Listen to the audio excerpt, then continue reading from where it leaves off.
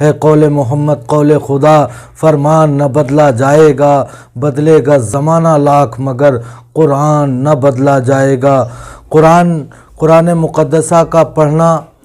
اور قرآن مقدس کو پڑھنا الگ چیز ہے، چھونا اور اس کو اٹھانا۔ جب انسان قرآن پڑھنے کے لیے ارادہ کرتا ہے تو اللہ تعالیٰ اس کے ارادے تک کی نیکیاں اس کو دیتا ہے، اور جب قرآن پڑھنے کے لیے اٹھاتا ہے تو اللہ تبارک تعالیٰ اس کو اٹھانے کا ثواب بھی دیتا ہے، اور جب قرآن کو چھوتا ہے تو قرآن کو چھونے کا بھی ثواب دیتا ہے۔ قرآن کو پڑھنے کے لیے باوضو ہونا ضروری نہیں ہے، قرآن کو چھونے کے لیے باوضو ہونا ضروری ہے۔ قرآن جب آپ چھوئیں گے تو اس کے لیے باوضو ہونا ضروری ہے۔ قرآن پڑھنے کے لیے جیسے ہم کو کوئی سورت یا کوئی آیت زبانی طور پر یاد ہے اور میرا وضو نہیں ہے، میرا دل چاہتا ہے کہ میں اس کو پڑھوں تو ہم پڑھ سکتے ہیں۔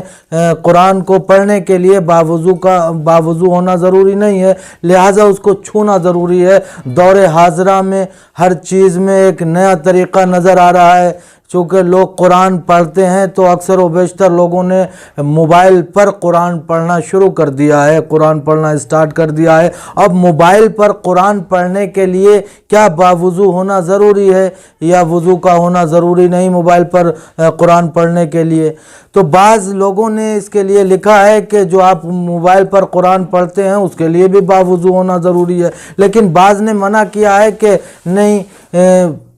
قرآن جو آپ موبائل پر پڑھتے ہیں دراصل وہ قرآن اس کے اندر رکھا نہیں ہوتا ہے، قرآن اس میں اندر نہیں ہوتا ہے، آپ اس کو موبائل کو چھو سکتے ہیں۔ لہٰذا جب آپ قرآن پڑھیں تو اس کی اسکرین پر جو قرآن کی آیات، جو قرآن کی صورتیں، جو قرآن کے حروف ہیں اس کو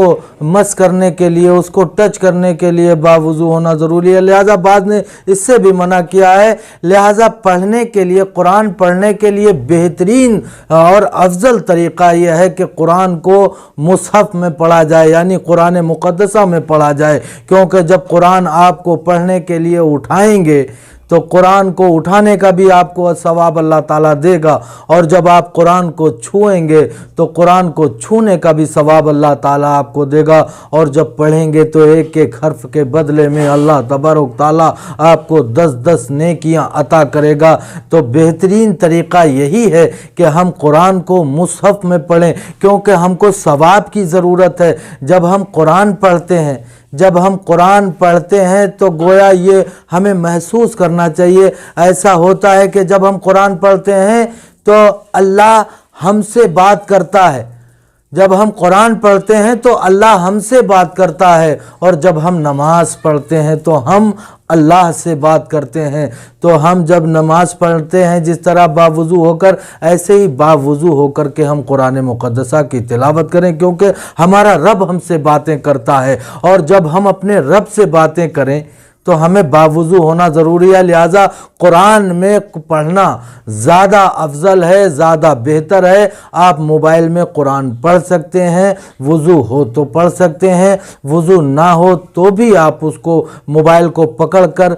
قرآن پڑھ سکتے ہیں، اس کی اجازت ہے۔ بعض نے منع کیا ہے لیکن بعض نے اس کی اجازت دی ہے، آپ اس عمل کو کر سکتے ہیں، لیکن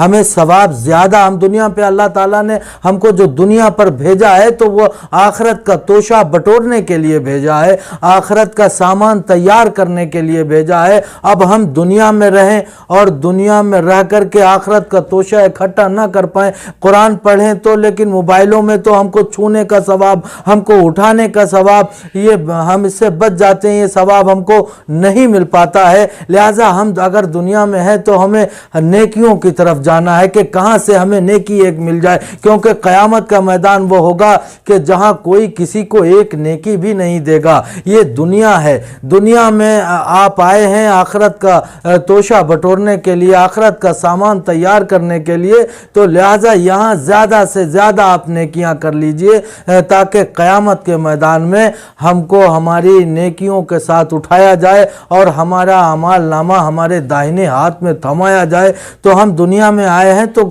دنیا سے جب جائیں آخرت کی تیاری کر کے جائیں، زیادہ سے زیادہ یہاں نیکیاں بٹور کر کے جائیں۔ قرآن آپ موبائل میں پڑھ سکتے ہیں، اس کے لیے کوئی ممانعت نہیں ہے، لہٰذا اگر مصحف میں آپ قرآن پڑھیں گے تو اس کے لیے باوضو ہونا ضروری ہے، اور اس کو اٹھانے کا ثواب، چھونے کا ثواب، پڑھنے کا ثواب سب اللہ تعالیٰ آپ کو دے گا۔ رب کائنات ہمیں اور آپ کو سب کو قرآن کی عظمت کو سمجھنے کی توفیق رفیق بخشے، آمین آمین۔ وآخر دعوانا الحمدللہ۔